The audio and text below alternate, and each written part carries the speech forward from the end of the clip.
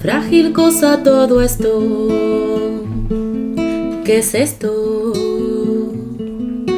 Sangre, aliento, piel,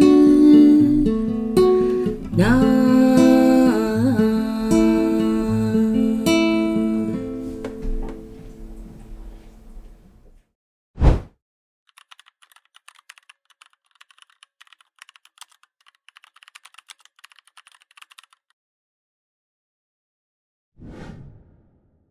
Hola Natita, ¿cómo estás? Bien, ¿y vos? Bienvenida al segundo episodio de mayo, al tercero. Ah, yo te iba a decir, ¿cómo el segundo? Bueno. Sí, al segundo de mayo, porque no queríamos dejar pasar esta oportunidad de hablar de algo que también nos convoca, ¿no? Que es... ¿Querés contar qué es? Eso, desde el primer episodio venimos hablando como el cuerpo como territorio político, el cuerpo como espacio en el que pasan cosas y se disputan poderes. Y mayo es un mes súper especial, estamos en una semana también dándole el valor a la memoria que debe tener. Entonces no podíamos dejar de hablar de cuerpo y dictadura, y esa es la idea del episodio de hoy. Hacer como, con todo el respeto que nos merece el asunto, esperamos estar a la altura, hacer un recorrido por los diferentes elementos que van entrando en discusión con el cuerpo en relación al terrorismo de Estado. Sí, exacto. Aclaremos, porque somos internacionales, que mayo en Uruguay, mes de la memoria, el 20 de mayo, se realiza la Marcha del Silencio, que actualmente se desarrolla en la gran parte del país, ¿no? Bueno, en gran parte del país. Hace 31 años que se hace esta marcha y es de alguna manera una movilización, en principio acompañando a familiares de detenidos desaparecidos, pero cada vez hay más personas en la calle.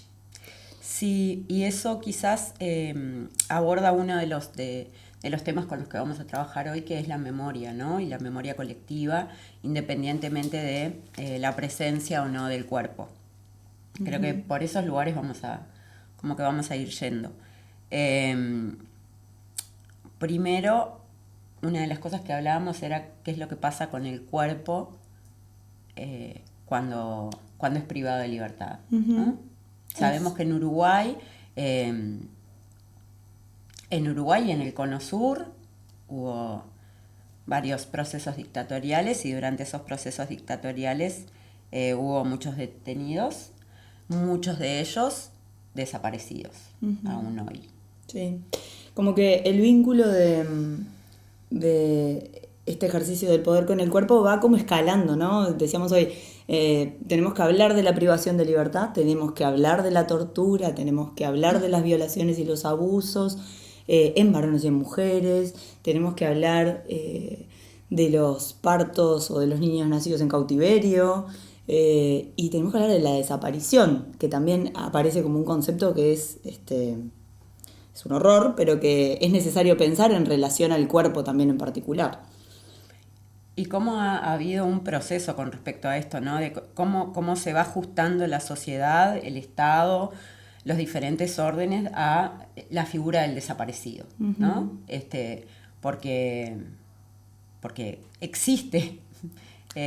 Así que bueno, empezamos a ver esto de qué pasa con el cuerpo cuando es privado de libertad, en este contexto, ¿no? En este contexto, y contarles un poco como que hemos ido viendo para prepararlo. Evidentemente quisimos hacerlo en mayo, entonces no pudimos tener como creo todo el tiempo para ordenar el marco teórico y capaz que elegir los mejores, porque hay mucho material muy bueno. Eso también hay que decir, que con el correr de los años ha habido como un intento de, mientras las víctimas y los victimarios están vivos, intentar construir la memoria también, ¿no? Sí. Que también el concepto de memoria es importante, decíamos hoy al principio, para recuperar eso que pasó, ¿no? O sea, la memoria tiene que ver con una construcción de un relato a partir de las vivencias de las personas que fueron protagonistas de estos hechos en este caso, pero que también es todo un problema, porque hay una memoria oficial. Hay un autor que se llama Michael Pollack, me recomendó una profe de historia, gracias, esto también a las recomendaciones de nuestros compañeros. Muchas recomendaciones. Este Michael Pollack habla de esa tensión que se da entre la memoria oficial, que también tiene que ver con los documentos, y con una cosa muy perversa que en general tienen los regímenes dictatoriales, pero también pienso en los genocidios, ¿no? Que es como el registro sistemático de las cosas que se hacen, ¿no? Hay mucho material oficial acerca de lo que hacían sobre las víctimas, sobre los cuerpos en sus diferentes formas, y se da esa tensión para la construcción del relato histórico de esa memoria oficial y de la memoria de las víctimas. Pollack habla de estas personas que han estado en situaciones límites, por eso se concentra como en las dictaduras y en los genocidios, sobre todo en el genocidio, en el nazismo. Y el tipo dice, bueno, hay que pararse desde el lugar de las víctimas y ver qué cosas aportan a esa memoria. Y ahí hay un montón de cosas que están buenas para tener presentes. Y es que a veces es el recuerdo, pero también es lo que olvidás. Claro, ¿no? exacto. Los silencios, la negación, el dolor, la situación límite te empuja a hacer recortes en algunas cosas. Lo que querés olvidar, claro. Yo en esto que vos decís pienso también en que obviamente hay una cuestión de poder en quién puede registrar, ¿no? O sea, el que puede registrar es el que está sometiendo, porque el sometido no tiene la posibilidad de registrar. Pero también cada uno registra conscientemente o inconscientemente lo que va queriendo. Y en la construcción de la memoria yo también hago esto nos pasa a nosotros en nuestra vida también, ¿no? O sea, como, ¿qué recordamos de determinada relación o de determinada cosa que nos pasó? Y vamos haciendo una selección, es selectivo ese recuerdo. Y esa memoria va pasando, a veces conscientemente y a veces inconscientemente, para construir un relato. Entonces, qué importante, mientras todavía haya personas vivas que hayan tenido esa experiencia, la vivencia de todo este contexto, es recuperar eso. Y eso, bueno, por momentos no fue un trabajo del Estado, o sea, el Estado quizás no se lo puso de primera mano cuando salimos en el 85 de la dictadura, cuando salimos, quizá no fue como lo primero que se hizo, pero después, en los diferentes gobiernos, pienso la Comisión para la Paz, después el primer gobierno del Frente Amplio, estuvimos leyendo como ese laburo. Exacto. Hay un intento de hagamos algo rápido, vayamos a la fuente, Exacto. Registremos esto porque no podemos dejar pasar ese tiempo. Porque eso además es un periodo bastante extenso de nuestra historia, ¿no?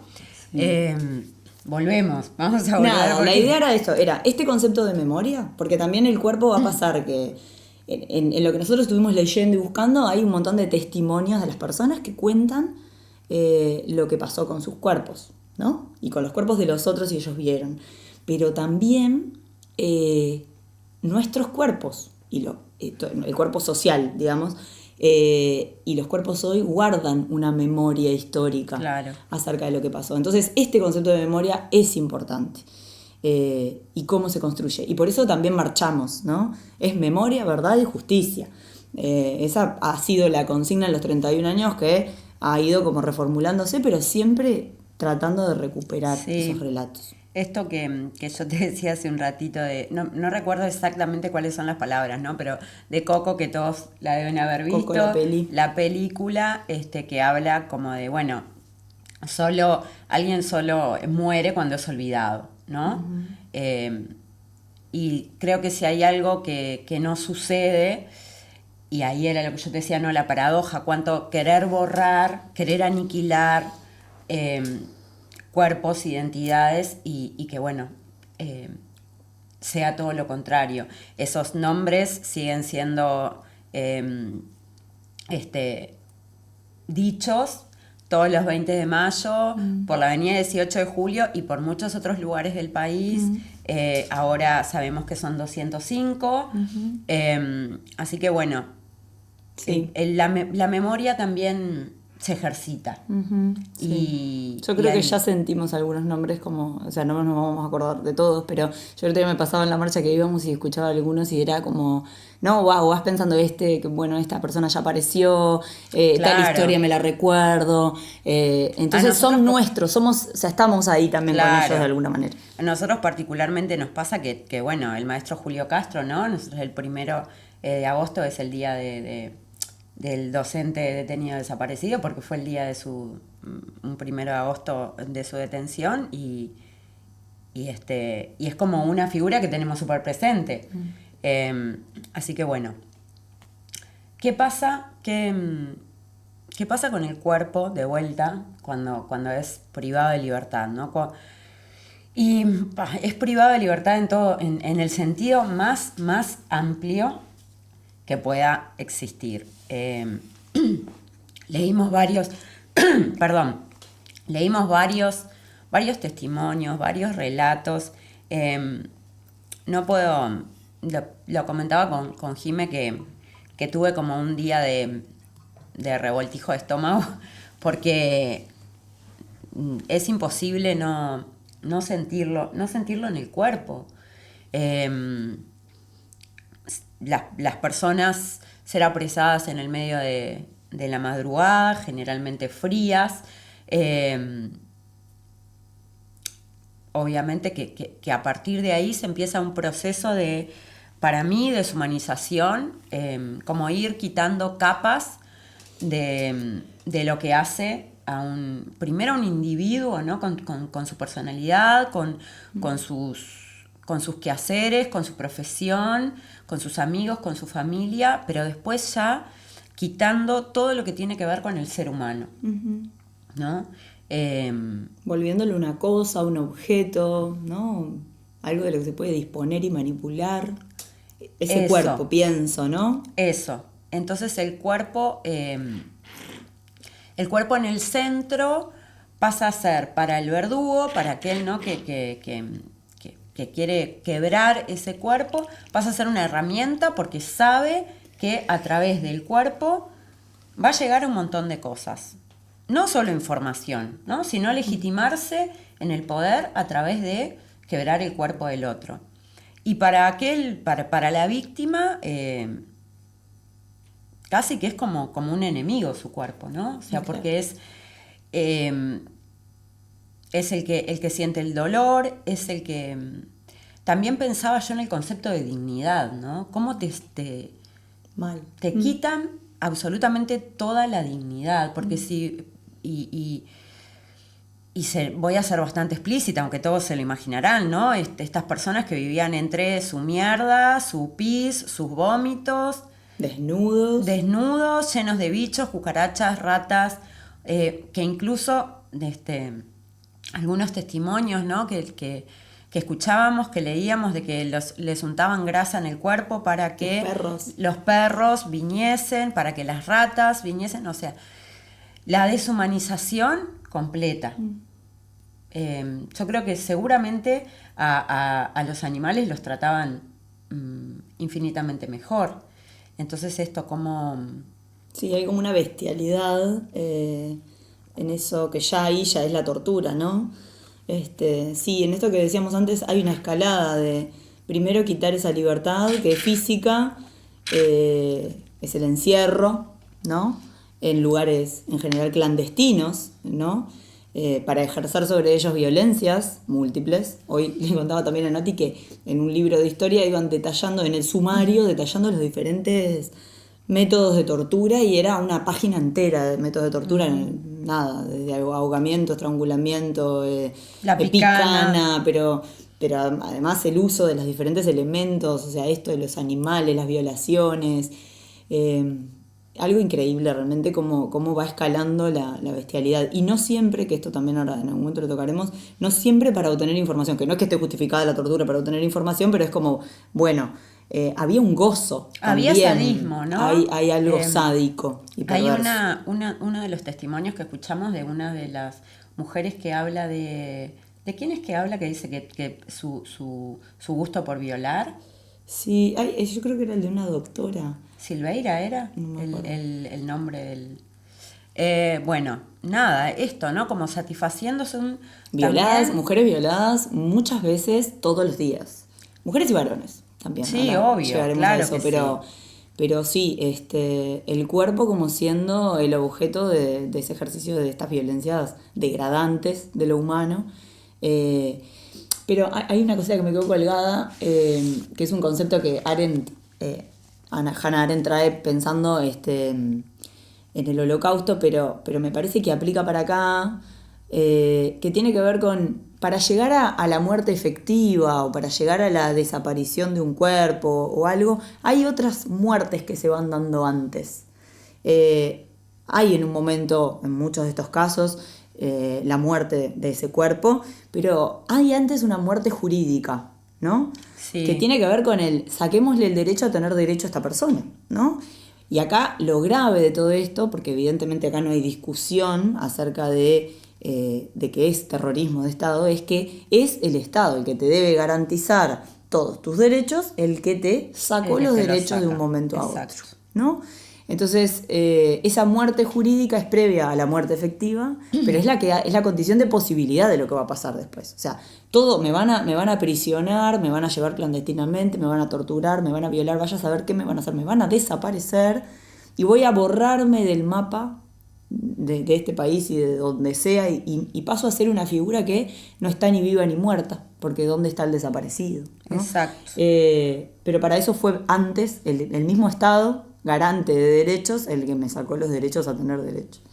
Eso me parecía como interesante. Sí, también en esto que vos decís, ¿no?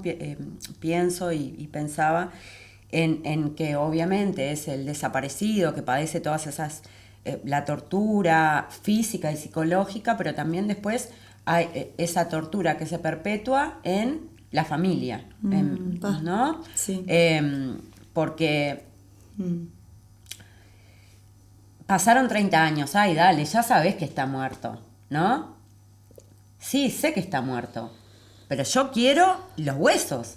Quiero esto que vos me contabas de Miranda, no, quiero la media que me recuerde a mi padre. Traigamos ese relato que también medio que recoge lo que veníamos diciendo antes, ¿no? Hay un documental que se llama 40 años del golpe que lo conduce, lo trabaja la periodista Ana Mizrahi, que lo hizo TNU, y va como, bueno, construyendo también esto de la memoria a 40 años del golpe, y hay un momento en el que, bueno, Javier Miranda, yo no me acuerdo si es de los primeros aparecido su papá, pero en el gobierno del Frente Amplio aparece, creo que es en diciembre de 2005 o 2006, aparecen los restos de su papá. Bueno, él va relatando cómo se da toda esa instancia de hacerse el estudio de ADN, no sé qué, y un día le dicen, lo llaman y le dicen, sí, es tu padre. Entonces él va a buscar los restos de su padre y dice, se llevaron, dice, esto es lo que era interesante, que un compañero también nos aportaba. Él dice, se llevaron a un sujeto y me devolvieron un objeto. Claro. ¿No? Me dieron una caja de plástico con huesos. Ese no es mi padre. O sea, todos queremos encontrar a nuestros desaparecidos, pero ese no es mi padre, es un objeto. Y entre los huesos se encuentra una media. Una media que él reconoce como una media de su padre, una media que él usaba cuando era niño. Él, como no dice, nos ponemos los zapatos de nuestros padres, la ropa de nuestros padres, y él reconoce, y ahí estaba su padre. La memoria otra vez, en ese recuerdo de mi padre, dice, está en la Coronilla haciendo un asado con un trapito acá, gritándole al juez en el partido nacional. Entonces, la memoria ayuda a construir la identidad, ¿no? Seguimos reivindicando, queremos encontrar esos restos cada vez que aparece. Yo creo que cada vez que aparece es emocionante, ¿no? Cuando aparece alguno de nuestros desaparecidos, lo sentimos como parte de el todo, ¿no? Apareció algo mío, apareció algo de nosotros, estamos recuperando identidad, recuperando memoria. Creo que en este momento es preciso hacer esta como diferencia leyendo cosas que sí tienen que ver con nuestro proceso dictatorial, pero también a través de otros filósofos, sociólogos, lo que sea. Otra vez se hace la diferencia entre el cuerpo colectivo el cuerpo individual, ¿no? O sea, o el cuerpo social. Mary Douglas dice cuerpo físico y cuerpo social. Entonces, a mí me parece interesante esto que vos decís, ¿no? Porque hay cosas que le pasan a un cuerpo físico, ¿no? En este caso, volviendo a los detenidos desaparecidos, puntualmente, bueno, se llevan ese cuerpo, torturan ese cuerpo, pero también eso, lo que te decía hace un rato, es como es el ejemplo. Adiestra. ¿Ah? El ejemplo es, mirá, si haces esto, te va a suceder esto, ¿no? Pues te van a desaparecer, mejor quédate calladito en tu casa o no salgas. Y después, por ese lado, pero también por el lado de que nos pertenece. Eso nos pertenece como sociedad. Eso nos pertenece. No es... creo que afortunadamente es un discurso que se está cayendo, el de a mí no me interesa porque no me pasó, porque yo no viví en ese tiempo. Y es como... es algo que no debe de suceder, de decir no puede suceder, pero de hecho sucedió, pero que no debe. Y la única forma en la que no debe, o en la que no pasará, es que nos acordemos, ¿no? Que de vuelta esto el relato, de la memoria, la transmisión, ¿no? Poder sensibilizar a nuestros hijos, a las generaciones que van viniendo. Por suerte hay cada vez más jóvenes en la marcha, es muy importante. En la marcha, pero digo, no en toda la movida, en esta causa, que es una causa de todos. El otro día miraba jóvenes de diferentes partidos políticos, porque también eso es lo interesante de esto. Acá no hay un tema. Sería muy ignorante pensar, yo creo que trabajamos para eso en nuestras clases, pero cada vez menos la gente lo debería vincular a lo político partidario. Yo sé que se asocia al Frente Amplio y a la izquierda, porque la mayoría de los detenidos desaparecidos quizá eran de izquierda, pero no solamente. Entonces, estamos hablando de la democracia, de un golpe a la democracia y a los derechos humanos en general, y entonces ahí es donde estamos todos en esta causa. Eso es como lo importante de rescatar. Bien. Entonces, volviendo esto al cuerpo, dejar como claro que ese mensaje, ¿no? Un largo mensaje era para todos, ¿no? Los detenidos desaparecidos y los detenidos que sobrevivieron son esa parte que se vuelve social como ejemplo de lo que no tenés que hacer, y en un doble mensaje, ¿no? Y por el otro lado, en no olvidar. Y vuelvo a hacer la diferencia entre hay quienes tienen el poder y quienes son víctimas. Creo que en eso no podemos... Sí, y además hay víctimas medio que eran fuerzas que arrasaban con todo lo que se les cruzaba, ¿no? O sea que no hay criterio alguno, porque eran varones, mujeres, niños, adolescentes. El otro día escuchaba relatos también de liceales. Y vos pensás en tus alumnos de 13, 14 años, sí, militando una causa, que los agarraban en una pegatina, pero las cosas que les hacían a los pibes era algo increíble. O sea, no puedes creer como el ensañamiento con gurises, ¿no? Claro, También. bueno, pero esto es súper simbólico, y creo que en Uruguay tenemos los mártires estudiantiles, que son varios. La Argentina uruguaya coexiste con la dictadura uruguaya coexiste con la dictadura argentina, entonces nos pasa de que hay muchos desaparecidos que fueron detenidos acá, fueron llevados a Argentina o viceversa. Recordemos los vuelos de la muerte, que muchos cuerpos aparecen en las costas uruguayas. Y hay una sistematización también en contra de la juventud, que no es casual. ¿Por qué no es casual? Y porque esos jóvenes de hoy, ¿no?, van a ser los adultos de mañana. Es como muy cliché lo que digo, pero es así. Entonces, exterminar a los jóvenes que tienen ese tipo de ideas es también matar lo que podría venir. Nosotros tenemos, bueno, los mártires estudiantiles, las muchachas de Abril, muy jóvenes también. Yo te decía en este documental que se llama Los Traslados, que habla justamente sobre los vuelos de la muerte, las cosas terribles, ya solo pensar en arrojar un cuerpo vivo al mar, muchas veces le ponían pesos, los tiraban drogados, Los sedaban. atados. El otro día escuchaba un médico que contaba cómo que el mismo médico les iba dando la dosis, Claro. y al momento de lanzarlos les daba... Y después la cantidad, vi ayer la lista de cantidad de cuerpos en N, porque claro, ya era muy difícil De identificar, reconocer. que aparecían en diferentes costas. Y vos decís, qué viaje, ¿no? Qué... Bueno, uno de los más emblemáticos de los cuerpos que se encuentran en los vuelos de la muerte es el de un chiquilín de 15 años, Floreal Avellaneda, que es como un ícono justamente por 15 años. Y después la otra que creo que todos la gente de mi generación en la adolescencia vimos, La Noche de los Lápices, esos 12 estudiantes del liceo, de secundaria, que fueron Es La Plata, ¿no? secuestrados, Sí, sí, sí. y las torturas, y vos decís. Y nosotras, casualmente, que tenemos hijos adolescentes, es como... Trabajamos con adolescentes. Y todo el trabajamos tiempo. con adolescentes, ¿no? Y nos vinculamos desde un lugar amoroso, porque ¿cómo haces?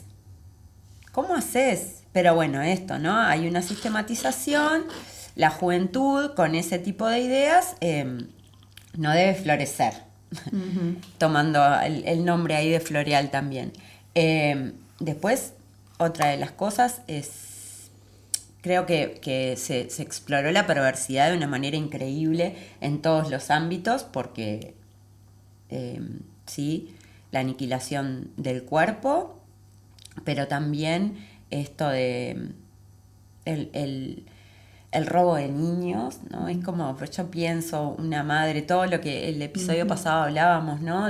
Bueno. De lo que te pasa, de tener un ser humano formándose adentro tuyo y que te lo desaparezcan en este contexto, ¿no? Porque el Parir puerperio, en cautiverio. parirlo, el puerperio, todo, o sea, Y sabés que lo vas a perder también, ¿no? Porque esto supongo que vas para ese lado, pero hay una lista había en los lugares, en los centros de detención clandestino, listas de militares que no podían tener familias, hijos, y entonces eran esos niños nacidos en cautiverio dados a esa familia, ¿no? Pues es decir, eran secuestrados, niños es Gilead, secuestrados. es Gilead, ¿no? Es bueno, el cuento de la criada. Pienso en película, la historia oficial. El otro día vi el documental en clase, el de Por esos ojos, el de Mariana Zaffaroni. La historia de Mariana Zaffaroni es espectacular, porque en realidad también, ahora si querés la retomamos, pero en ella se va dando todo un proceso desde a la gurisa, sus padres se van a Argentina cuando empieza la dictadura acá, porque allá había como una primavera democrática. Pero bueno, en un momento cae la dictadura allá y obvio los van a buscar. Y ella había nacido y tenía 1 año y poco. Y cuando se llevan a sus papás, que los llevan a Automotora Sorletti, que era uno de los centros de tortura más salados de allá de Argentina, a la niña se la dan a una familia de un militar. Y se queda con ellos. Pero sus abuelas, y ahí hay otra parte de los cuerpos, ¿no? De la presencia de las familias reclamando constante. No me puedo imaginar la desesperación en esa época, porque las veo hoy en y me esa parece época admirable, y ahora... pero ese laburo del momento de tener los huevos, los ovarios, para ir a golpearle la puerta a una comisaría, de preguntar acá, de preguntar allá y de insistir. Las abuelas lograron dar con la familia que se había quedado con Mariana. Y acá hay un relato que también me parece interesante, que tiene que ver con el cuerpo. Vean el documental, pero tiene como todo un recorrido de cómo llegan a Mariana. Pero en un momento la abuela dice, la encuentran, van a la puerta del edificio donde vive y ven salir a su mamá, la persona que la había secuestrado, que fue su familia, la ve salir y ve salir una niña. Y tenía la edad que debería tener Mariana. Pero hay un momento, por eso se llama el documental Por esos ojos, hay una foto de Mariana Zaffaroni que fue como muy emblemática. Y la abuela dice, cuando ella le habló, la niña iba cantando y ella le dice, qué lindo cantás. Y cuando la niña la mira, la abuela dice, eran los ojos de Mariana, ¿no? Los ojos. Entonces pienso en eso de la mirada y el cuerpo otra vez. O sea, ella pudo reconocer a su nieta, que la había visto, creo que poco, porque ellos habían ido a Argentina, en esos ojos. Entonces hay algo ahí también de lo corporal, en esto de recuperar recuperarnos todo, ¿no? Porque recuperarnos en cuerpo y en alma también. Hay algo de eso que le permitió a su abuela reconocer a su hija, porque después también cuando la vuelve a ver de adolescente dice, yo ya no había visto a Mariana crecer, pero ahora veía a su hija, María Emilia, en ese cuerpo de su hija, ¿no? Claro. Es espectacular eso. Sí, bueno, otro de los casos quizás como más conocidos es el de Macarena Hellman, ¿no? Uh-huh. También creo que como el seguir perpetuando el concepto de tortura física, bueno, quizás termina en el detenido desaparecido, pero la tortura se sigue perpetuando en las familias. Uf. Y a nivel social. A esta ¿no? muchacha le cagaron la vida. El juez que Claro. estuvo en su causa decía, es el peor crimen que he visto. O sea, no hay ni un homicidio, ni nada. Esto es, ¿qué es? O sea, es un secuestro. Que aparte la secuestran como 3 veces en realidad. Ella después termina eligiendo vivir con sus secuestradores, claro, lo cual exacto. para su familia, para sus abuelas, fue tremendo, un doble claro. golpe. O sea, han destrozado el tejido de la familia y el tejido social. Porque vos también la entendés a ella. Se crió con esa gente. Síndrome ¿no? O de sea, Estocolmo, ¿no? Y sí. Sí, claro. Bueno, entonces, nada, como para volver un poco ahí. Estábamos en la parte de los embarazos y ahí Claro. también hay algo, no sé si alguna vez fuiste a la ESMA. Sí. Viste, hay un momento en el que haces el recorrido, era también otro de los lugares emblemáticos de tortura y secuestro en Argentina. En realidad fui a la parte de Lecuni, que es como esa parte que está sostenida por abuelas, madres y abuelas. No hice todo el recorrido por la ESMA. Ya solo entrar a ese lugar es como algo que... La parte del casino de los oficiales. Que te pasa en el cuerpo. Ahí sí que te pasa en el cuerpo. No fui al Museo de Malvinas, pero... Sí. Nada, lo que quería decir de ese lugar, pensando esto de los partos en cautiverio, es que hay un momento, te haces todo el recorrido, ves dónde estaban ellos, no sé qué, y hay un momento que hay una habitación muy chiquita con una mesa. Es lo que hay. Ahí era donde dejaban a las mujeres embarazadas solas para que parieran. O sea, ¿se entiende lo que digo? No hay una camilla, no hay un sillón, no hay una silla, hay una mesa fría, de esas tipo las que hay en las cocinas o en las veterinarias, sí. de acero inoxidable, y las dejaban ahí para que parieran. Y después que parían, les sacaban a sus bebés inmediatamente y los entregaban a la familia que los iba a criar. Y hay otro relato que me parece también espectacular, capaz que después podemos recortar y ponerlo, que es, no me acuerdo el nombre de la víctima, pero en la película argentina 1985 aparece el relato de ella, una muchacha que termina pariendo en un patrullero, pero nada, esposada, atada, pide ayuda, dice van a hacer, no que hace la representación, pero es tremendo como lo relata. Está el testimonio oficial también colgado, porque todo el juicio de las juntas está colgado.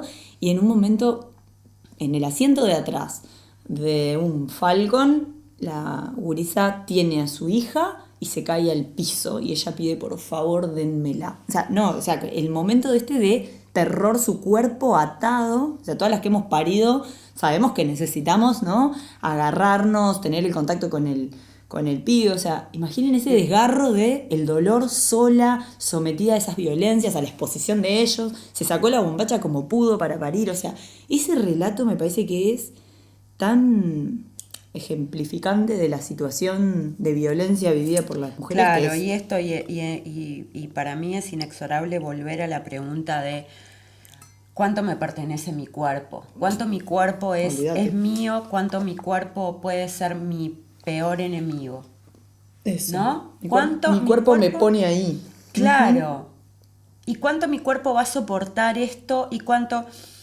Otra de las cosas que se vuelve común en muchos relatos es el tema de quizás la tortura no era en tu cuerpo, pero en el cuerpo de otro, y vos tenías que estar mirando y tu cuerpo reacciona a eso, ¿no? O sea, de múltiples formas.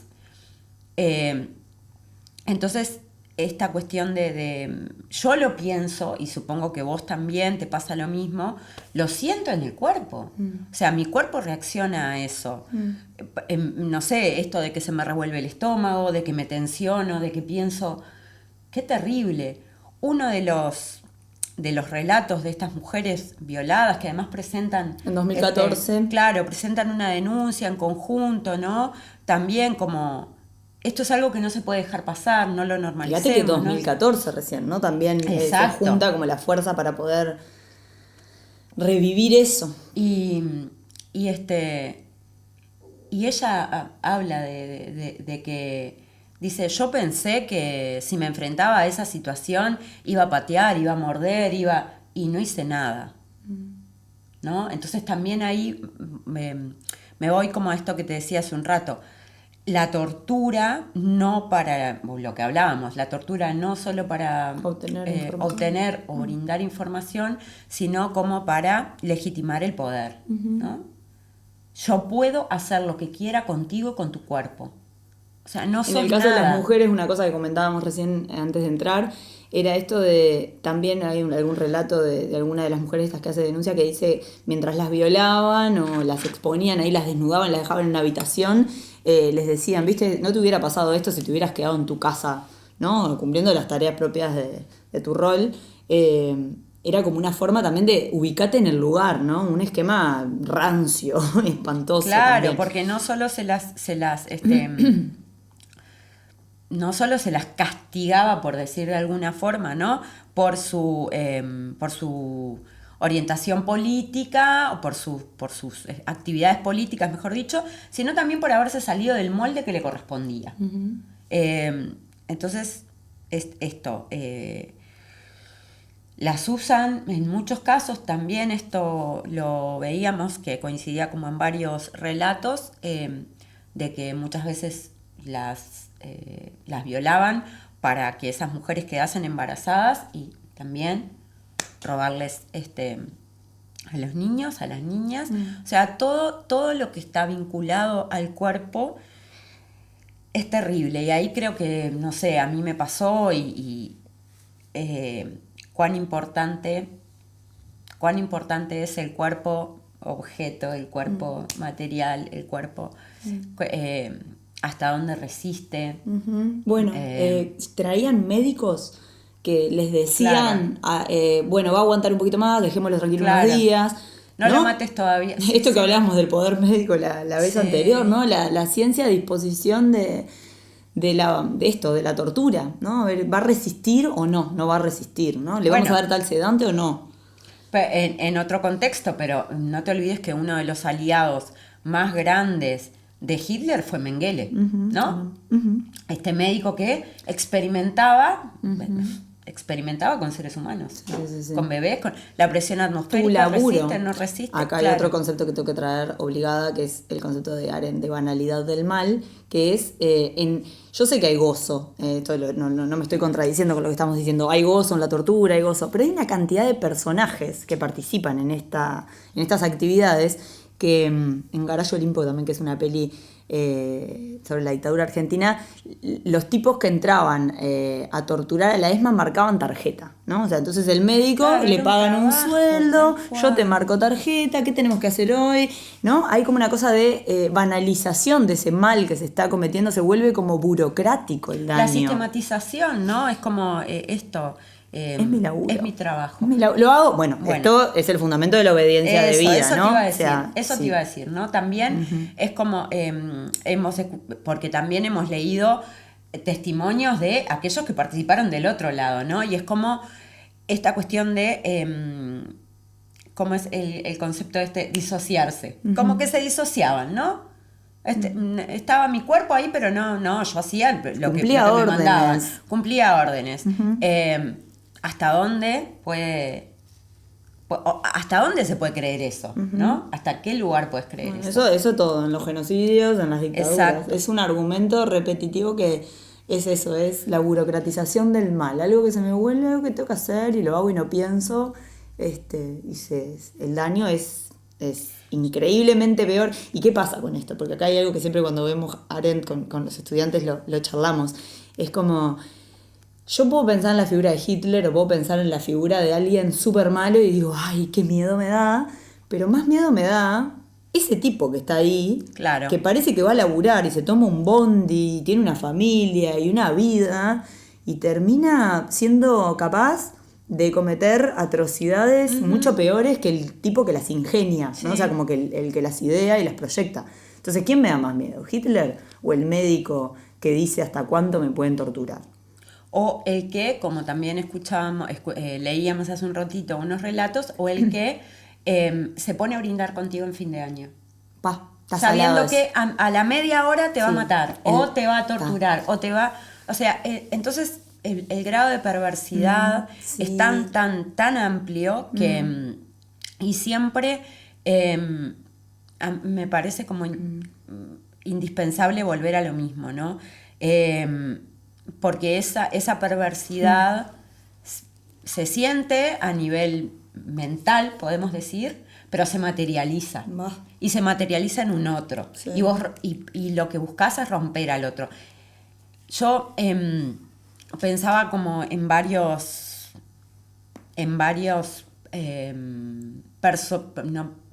personas que conocidas por todos. Uno de ellos, el expresidente José Mujica, ¿no?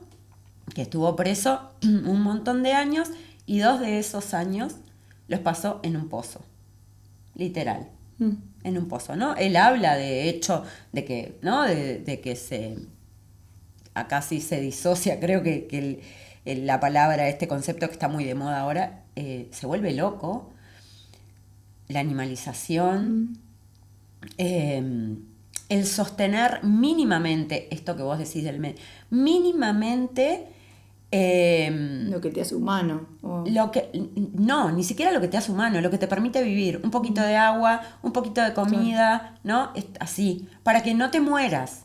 Porque ¿en dónde está la tortura ahí? En torturar tu físico, en quebrártelo hasta que te quiebre la mente, hasta que dejes de ser persona, ¿no? De hecho, hay múltiples relatos de él sobre sobre su figura, sobre lo que pasó, sobre el después, sobre este proceso de la locura, cómo se sale de ahí, cómo se sale literal y metafóricamente de ahí. Y conocemos el de él, pero seguramente... Hay una cosa debe que, haber... ahora que lo trajiste a él, pienso en la pareja, porque los dos estuvieron detenidos y en miles de parejas o de... Porque se daba mucho, eran jóvenes que en general tenían Claro, su obvio. pareja y caían los dos detenidos. Entonces a veces cuando vemos los nombres vemos fulanita de tal, a veces caían porque estaban en pareja con...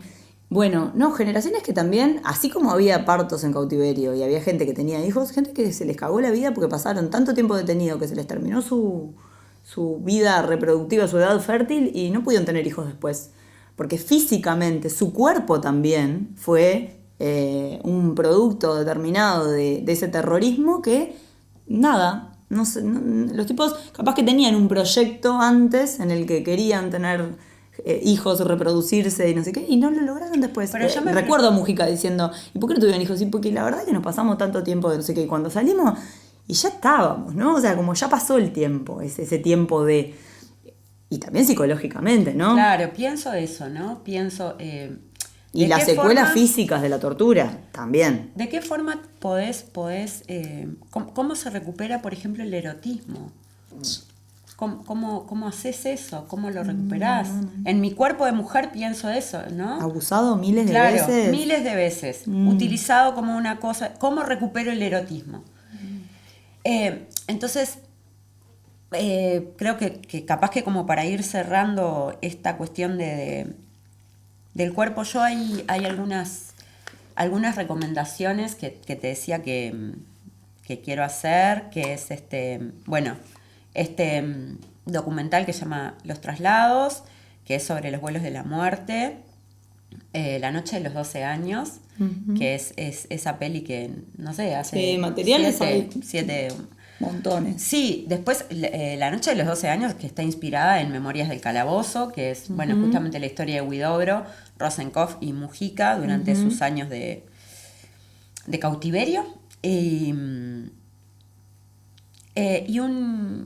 capaz que empezar como esta segunda, que ya hablamos, pero me gustaría como cerrar con eso, esta segunda parte de, bueno, cómo se recupera, cómo se sostiene, cómo se ejercita la memoria, con un cuento que se llama Mañana viene mi tío, que es de Sebastián Santana o Pantana, que es un ilustrador, que es de una sencillez extrema y pero no sé, es una patada en el pecho y en todo, ¿no? Porque es justamente la historia empieza con un niño que sus papás le dicen que mañana viene su tío.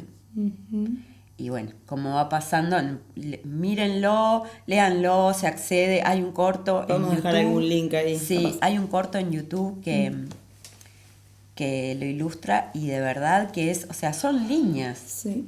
Son líneas, pero es tan potente y esto recupera un poco lo que yo te decía de, bueno, esa tortura se traslada, se lega, se hereda a las familias, ¿no? Y a todos. Y a las familias y después como esta expansión que nos falta, eso nos falta, eso es como recortar, es como cuando no sé, recortás algo, ¿no? Y es como, no, aquí no ha pasado nada, no podemos fingir demencia, sí pasó. Y entonces también creo que es bastante ilustrativo de esto que quiero decir. No recuerdo cómo se llama el proyecto, capaz que alguien nos puede decir y me lo puede recordar. Sé que hace unos años hubo un proyecto de reconstruir fotos con detenidos desaparecidos, entonces se tomaba una foto, que por supuesto no se pudo hacer de todos, pero sí se hicieron de algunos, le pedían a las familias una foto en donde estuviese el desaparecido y la recreaban, pero dejando ese espacio. Y eso creo que es esta cuestión, ¿no? De no está permitido olvidar, ya está, o sea, no, porque no es... La conciencia de la falta. Claro. Porque no es ni la muerte, ¿no? O sea, es ese umbral entre la incertidumbre. O sea, necesitas algo. Yo te hablaba de Antígona para la necesidad de despedir el cuerpo, despedir a alguien. Y no alcanza, porque Miranda dice eso no alcanza, pero es un lugar de no vivo, no muerto, la figura del desaparecido, que es un eufemismo espantoso en realidad. Y la verdad es que se va a seguir reclamando, y la verdad es que ese movimiento de la marcha del otro día, en la inmensidad de la marcha, era como, yo pensaba, la marcha del silencio es ese momento en el que vos vas por 18 de julio, que es la principal avenida, cuando las hace Montevideo, ¿no? La principal avenida de Montevideo, y en un momento sentía el ruido de los árboles. Claro. ¿No? Y decía, ¿y qué de más? O sea, es horrible, pero ¿qué de más poder estar acá, olvidarme del teléfono, no pensar en lo que tengo que hacer, acompañar desde la conciencia, siendo presencia cuando hay ausencia? ¿Se entiende? O sea, como estamos ahí, muchos, miles, reclamando algo, simplemente en silencio, pero siendo conscientes de lo que estamos haciendo, ¿no? Es como, qué momento de cosa compartida, se me eriza un poquito, compartida, claro, colectiva, es lo que te pasa cuando estás ahí, ¿no? Y ves las imágenes de, no sé, de las viejitas, las familias tratando como de... Las viejitas muy viejitas y las infancias muy infancias. Sí, creo que eso, ¿no? El entender que el cuerpo es importante cuando está, es importante en este caso en particular, ¿no? Que hablábamos de, bueno, el cuerpo torturado, el cuerpo como casi como un enemigo para la víctima y como un trofeo para el victimario, pero también es muy importante cuando no está, ¿no? Cuando no está y no se sabe absolutamente nada. También esto que lo último que digo, pero también la dictadura, nosotros somos jóvenes. Bueno, no, yo no viví la dictadura, pero en nuestros cuerpos también hay algo de la memoria que se fue transmitiendo Claro. colectivamente acerca de las cosas que pasan ante la autoridad o ante las fuerzas, ¿no? Esto de el respeto o el miedo, la tensión que te generan determinadas figuras de autoridad, lo que te pasa frente a determinados relatos. O sea, hay cosas que permanecieron y que se fueron transmitiendo como una herencia corporal también. O sea, nuestros cuerpos aprendieron cosas, aunque no vivieron. La herencia, sí, claro. Y creo que eso, lo que yo decía hace un ratito de esta mujer, Mary Douglas, que dice, bueno, ¿no? Hay una cuestión que pasa a nivel individual y se traslada a lo social. Esto es el ejemplo. Esto es lo que pasa. Yo, con respecto a lo que vos decís, a mí en particular me pasa de que, sí, no vivimos quizás la dictadura, pero ahí, ¿no? La década de los 80 fue una década, no sé, como súper compleja en un montón de cosas, y permanecían los silencios, de esto no se puede hablar, ¿no? Los miedos, porque también pensemos de que a Roslik es en el 85 que lo matan, ¿no? Creo que es que nadie entiende por qué, pero... Después. Claro. Entonces, hay cosas que siguen sucediendo, miedos que sigue habiendo. Sí, había operativos después, ya eso también pasó, ¿no? O sea, viene la democracia, pero pasan cosas, Claro, hay tiras, gracias. Sí, hay tiras por todos lados. El pedido de la cédula a los adolescentes, No, sí, a los adolescentes de pelo largo. Re sabios. Yo recuerdo, por ejemplo, a mi hermano que usaba el pelo largo. Ya estamos La hablando barba. de que habían transcurrido muchos años, ¿no? De que había terminado la dictadura y era como una transgresión y no solo la transgresión, ¿no? Que es propia del joven, del adolescente, sino también como algo que puede provocar que bueno, que te lleven preso, que ese miedo, porque eso es miedo, ¿no? Ese miedo siguió latente por mucho tiempo. Y esta cuestión de vuelta de el ejemplificar a través del cuerpo ajeno. ¿Es algo que es algo nuevo en las dictaduras? No es algo nuevo. Yo te decía hace un rato, bueno, incluso si nos vamos al Imperio Romano, ¿no? Y a la figura de Jesús, por ejemplo, crucificado, ¿por qué? Porque era el método de castigo, ¿no? O sea, se crucificaba y se los ponía en la entrada de la ciudad para que todo el mundo viera, los ahorcamientos. Los judíos colgados en la plaza. Exacto. Sí, eran espectáculos públicos, ¿no? Entonces, bueno, hay una cuestión ahí de aleccionar. El tema es cuando se vuelve sistemático, y bueno. Y es el Estado, esto otra vez. Y es el Estado, exactamente, es el Estado. Y hay una cuestión netamente ideológica. Así que... Bueno, creo eso, que cerremos por acá. Ha quedado claro otra vez que es el cuerpo el espacio en el que podemos ver cosas, ¿no?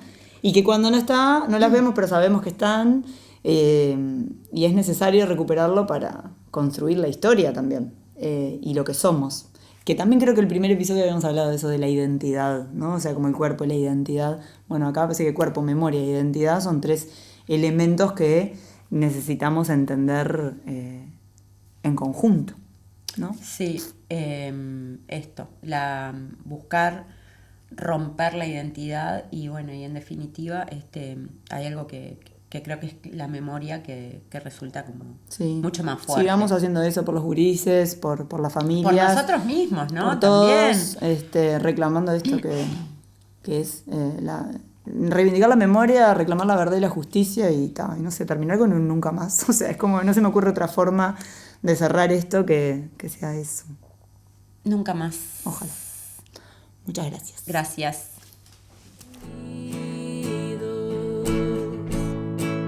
Cuerpos sometidos,